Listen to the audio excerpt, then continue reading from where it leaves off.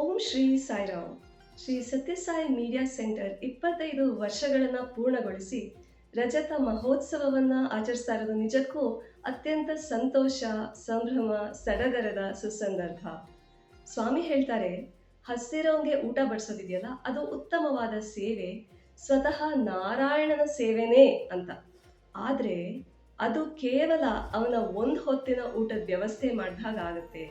ಅದೇ ಅವನಿಗೆ ವಿದ್ಯಾದಾನ ಮಾಡಿದ್ರೆ ಅದು ಅವನ ಜೀವಮಾನಕ್ಕೆಲ್ಲ ಊಟದ ವ್ಯವಸ್ಥೆ ಮಾಡಿದಾಗ ಆಗುತ್ತೆ. ಹಾಗಾಗಿ ವಿದ್ಯಾದಾನ ಅನ್ನದಾನಕ್ಕಿಂತನೂ ಶ್ರೇಷ್ಠ ಅಂತ ಸ್ವಾಮಿ ಹೇಳ್ತಾರೆ. ಆದರೂ ಅದು ಕೇವಲ ಅವನ ಜೀವನೋಪಾಯಕ್ಕಾಗಿ ಅಷ್ಟೇ. ಅದಕ್ಕಿಂತಲೂ ಮಿಗಿಲಾದ ಸರ್ವಶ್ರೇಷ್ಠ ಸೇವೆ ಅಂದರೆ ಭಕ್ತರಿಗೆ ಭಗವಂತನ ಸಂದೇಶಗಳನ್ನು ನೀಡೋದು ಅಂತ ಸ್ವಾಮಿ ಹೇಳಿದ್ದಾರೆ. ಅದು ಅವನ ಜೀವಿತ ಪರಮಾವಧಿಯನ್ನು ಕರುಣಿಸುತ್ತೆ. ಇಂಥ ಅತ್ಯುತ್ಕೃಷ್ಟವಾದ ಸೇವೆ ಮಾಡ್ತಾ ಇರೋ ಮೀಡಿಯಾ ಸೆಂಟರ್ಗೆ ಹಾರ್ದಿಕ ಅಭಿನಂದನೆಗಳು ಹಾಗೂ ಶುಭಾಶಯಗಳು.